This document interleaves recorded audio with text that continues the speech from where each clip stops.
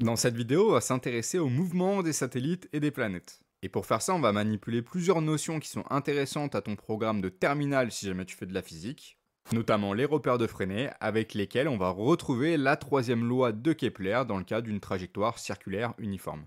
Et je te ferai aussi manipuler un petit peu les satellites géostationnaires. Lorsqu'on étudie une trajectoire circulaire, comme par exemple un satellite qui est en orbite autour de la Terre, un repère cartésien, les repères que tu utilises classiquement, ne sont vraiment pas adaptés. Comprends bien ce que ça veut dire, on pourrait tout à fait continuer à les utiliser. Par contre, les équations qu'on obtiendrait, elles seraient vraiment horribles. Pas impossible, juste très compliqué. Car oui, prends le cas de notre satellite qui est en orbite autour de la Terre. Imaginons qu'il a un vecteur accélération et un vecteur vitesse. Là, pour le moment, les vecteurs accélération et les vecteurs vitesse, je les ai tracés un petit peu n'importe comment, mais on va voir par la suite, on va clarifier les choses. Comme tu le vois ici, le vecteur accélération, si jamais on veut avoir ses coordonnées dans le repère cartésien avec les axes x et z, on va avoir des choses vraiment pas simples. Et notamment, on va avoir beaucoup de trigonométrie, des sinus, des cosinus dans tous les sens. Le truc, c'est qu'en utilisant un autre outil, donc le repère de Freinet, on aura des équations beaucoup plus simples, tu vas voir. Donc le repère de Freinet, c'est pas là pour te compliquer la vie, c'est là pour te simplifier la vie. La petite astuce, c'est qu'on va prendre un repère qui bouge en même temps que l'objet. Donc l'origine de notre repère, elle est fixe avec l'objet qui est en mouvement. Et puisqu'on étudie une trajectoire dans un plan, donc en deux dimensions, on a besoin de deux vecteurs. Ces deux vecteurs, on va les prendre orthogonaux et on aura le vecteur t, le vecteur tangent, qui est en tout point tangent à la trajectoire et qui est orienté dans le sens du mouvement. Donc ici, le satellite se déplace dans le sens des aiguilles d'une montre. Et on a le vecteur dit normal, le vecteur n, qui est dirigé vers le centre du mouvement. Donc ici, vers le centre de la Terre. Et tu vois que si on se place à un autre point de la trajectoire, ici, le vecteur normal, il est toujours dirigé vers le centre de la Terre, donc le centre du mouvement, et le vecteur t, il est toujours tangent à la trajectoire. En faisant ça, on va avoir des écritures pour le vecteur vitesse et accélération qui vont être plus simples. En particulier, dans le cas d'une trajectoire circulaire, le satellite, il est toujours à la même distance du centre de la Terre dans notre exemple ici. Donc ça signifie que selon l'axe normal, le vecteur ne se déplace pas. Il ne perd pas d'altitude et il n'en gagne pas non plus. Vn, c'est donc égal à 0. Et du coup, Vt, donc la vitesse tangentielle, elle est égale à V. Toute la vitesse se fait selon le vecteur tangent, dans le cas d'une trajectoire circulaire. Pour les coordonnées du vecteur accélération, c'est un petit peu plus compliqué à démontrer, donc généralement on te les fait apprendre par cœur. L'accélération selon le vecteur tangent at, c'est égal à la dérivée de la vitesse par rapport au temps, et selon le vecteur normal, c'est égal à v carré divisé par r, sachant que r, c'est le rayon de la trajectoire. Ici, ça serait la distance du satellite par rapport au centre de la Terre. Bien, maintenant on va se placer dans le cas particulier d'une trajectoire circulaire uniforme, et on va regarder ce que ça donne. Et pour ça, on va étudier toujours le mouvement d'un satellite qui est en orbite circulaire autour de la Terre. On fait un bilan des forces et on voit qu'il y a une seule force qui s'exerce sur notre satellite.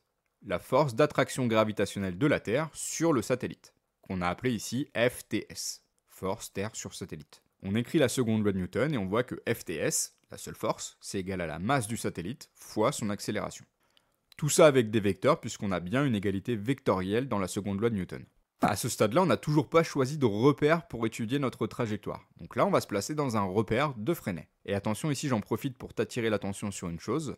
Tu ne dois pas confondre référentiel et repère. Ce sont deux choses distinctes. Là, à ce stade-là, on aurait tout à fait encore pu prendre un repère qui est classique, cartésien, sur le sol, avec des axes x et z classiques. La force d'attraction gravitationnelle, elle est donnée par la loi de Newton, grand G, donc la constante de Newton, fois la masse du satellite, fois la masse de la Terre, divisé par la distance entre les deux au carré. Et par définition du repère de Freinet, la force gravitationnelle elle a une composante uniquement selon le vecteur n, le vecteur normal. On voit qu'on a la masse du satellite ms qui apparaît à gauche et à droite de l'égalité, on peut les simplifier.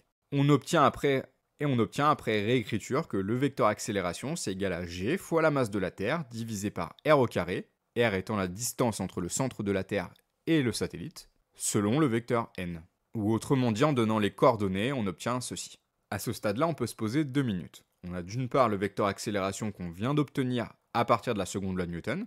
Dans le cas d'une trajectoire circulaire, on obtient ceci. Et on a d'autre part les coordonnées du vecteur accélération dans un repère de Freinet. Ça, c'est valable tout le temps. Et ce qu'on va faire, c'est qu'on va fusionner ces deux égalités. Si l'accélération, c'est égal à deux choses différentes, alors ces deux choses, elles sont égales entre elles. On obtient l'égalité des termes que je vais appeler les termes verts. Donc 0, c'est égal à dv sur dt. Et on obtient l'égalité que je vais appeler l'égalité jaune. GMT divisé par R carré, c'est égal à V carré sur R.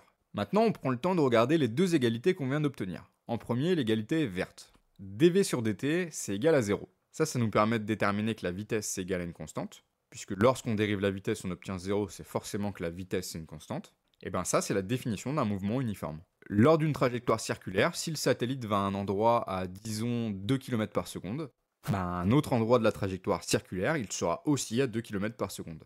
Maintenant, on va prendre l'égalité jaune. GMT divisé par R carré, c'est égal à V carré divisé par R. On fait un travail de réécriture pour obtenir la vitesse. La vitesse, c'est égal à racine carrée de G fois MT divisé par R. Et donc là, c'est intéressant puisque maintenant, on vient d'obtenir un moyen de calculer la vitesse. On sait que la vitesse lors d'une trajectoire circulaire, elle est en tout point égal. Et bien maintenant, on a même un moyen de la calculer. Et on peut même aller encore un peu plus loin pour essayer de retrouver la troisième loi de Kepler. Puisqu'on a une trajectoire circulaire, on sait que la vitesse, c'est égal à la distance parcourue divisée par la durée du trajet. Ça, c'est une formule qu'on apprend au collège. V, c'est égal à D divisé par T. On a une trajectoire circulaire, donc la vitesse, c'est égal à la distance divisée par la durée qu'il faut pour parcourir cette distance. Si on fait le tour d'un cercle, la distance, c'est le périmètre de ce cercle, et la durée pour parcourir cette distance, c'est ce qu'on appelle généralement la période, grand T. On obtient que V, c'est égal à 2pi R divisé par grand T. Eh bien, on peut refaire une nouvelle fusion. On a d'une part la vitesse qui est égale à un terme, et d'autre part la vitesse qui est égale à un autre terme. Ces deux termes, on les combine entre eux et on a une nouvelle égalité. On obtient que ce terme-là, il est égal à celui-ci. Et là, maintenant, on va simplement faire un peu de manipulation d'équation. On met le tout au carré pour enlever la racine. Donc à gauche, on n'a plus de racine, et à droite, on se retrouve avec un carré. On mélange un peu tout ça et on obtient la période en fonction de tout le reste. Mais comme ici, c'est pas très pratique d'avoir une écriture avec une racine pour manipuler le reste, on va tout mettre encore une fois au carré. Et on obtient t carré divisé par r au cube qui est égal à tout ce qu'il y a à droite. Si on prend le temps de regarder cette égalité, et surtout ce qu'on a à droite, on voit que 4pi au carré, c'est une constante, puisque pi c'est une constante, et au dénominateur on a grand G, qui est une constante, la constante de gravitation, fois ici la masse de la Terre, qui sera du coup une constante. C'est-à-dire que pour tous les corps qui vont tourner autour de la Terre, on aura le terme de droite qui sera une constante. On dit que c'est constant pour un même astre attracteur. Ça permet de dire que pour un même astre attracteur, on aura t au carré divisé par r au cube qui est égal à une constante. Et ça, c'est la troisième loi de Kepler. Donc là, tu viens de retrouver la troisième loi de Kepler. Alors lui, il l'a fait de manière empirique avec les observations, pas par le calcul, tout simplement parce que si tu te rappelles bien, au début, on a utilisé la seconde loi de Newton, sauf que Newton, il est arrivé après Kepler. Donc Kepler ne connaissait pas les lois de Newton. Et maintenant, on peut appliquer ce qu'on vient de voir au cas particulier d'un satellite géostationnaire. Pour rappel, un satellite géostationnaire, il est fixe dans le référentiel terrestre, il va rester constamment au-dessus d'un point fixe du sol terrestre. Et ça, c'est possible que au-dessus de l'équateur. La question qu'on te demande ici, c'est une question vraiment très classique, on te demande à quelle altitude un satellite doit se trouver pour être en orbite géostationnaire. Dans les données, on te donne le rayon de la Terre, la masse de la Terre, la constante gravitationnelle, et grand T qui correspond à la période de révolution de la Terre. Petite parenthèse ici, si tu convertis ça en heures, tu verras que tu n'obtiens pas tout à fait 24 heures, tu obtiens plutôt 23 heures et 56 minutes et quelques. Il y a un écart d'à peu près 4 minutes. Ça c'est logique, c'est ce qu'on appelle le jour sidéral. C'est le vrai temps de rotation que met la Terre pour faire un tour sur elle-même. Bref, je rentre pas dans les détails ici, mais retiens que généralement c'est cette valeur qu'on va retenir pour le cas d'un satellite géostationnaire. On repart de l'égalité qu'on a trouvée juste avant dans le cas d'une trajectoire circulaire uniforme, et nous ce qu'on va vouloir ici c'est R, la distance du satellite par rapport au centre de la Terre. On obtient cette équation avec une racine cubique. Alors c'est vrai que t'as pas trop l'habitude de manipuler des racines cubiques, retiens juste que tu vas devoir faire appel à ta calculatrice. On fait l'application numérique en prenant bien soin de convertir tous les termes dans les bonnes unités. Ici, on n'avait pas trop de sujets puisque tous les termes étaient déjà dans les unités adéquates. Et on obtient R qui est égal à 4,2 fois 10 puissance 7 mètres. Et ici, tu pourrais te tenter de dire que ça, c'est la réponse à la question. Mais ce n'est pas le cas. Nous, ce qu'on voulait, c'est l'altitude du satellite. Sous-entendu, sa distance par rapport au sol terrestre, pas par rapport au centre de la Terre. Donc on va devoir prendre la distance qu'on vient de calculer et lui retrancher le rayon terrestre pour obtenir l'altitude. Ça tombe bien, le rayon terrestre, on l'avait dans les données. On refait appel encore une fois à la calculatrice. On garde le bon nombre de chiffres significatifs, donc ici 2, et on trouve 3,6 fois 10 puissance 4 km une fois qu'on a converti. Autrement dit, environ 36 000 km. Sur Terre, pour qu'un satellite soit géostationnaire, il doit être à environ 36 000 km. Sinon, ce n'est pas possible. C'est tout pour cette vidéo, n'oublie pas que sur mon site tu peux avoir accès à du contenu supplémentaire pour t'aider à avoir de bonnes notes en physique-chimie. Alors n'hésite pas à aller y jeter un œil. Et on se dit à bientôt pour de nouvelles vidéos.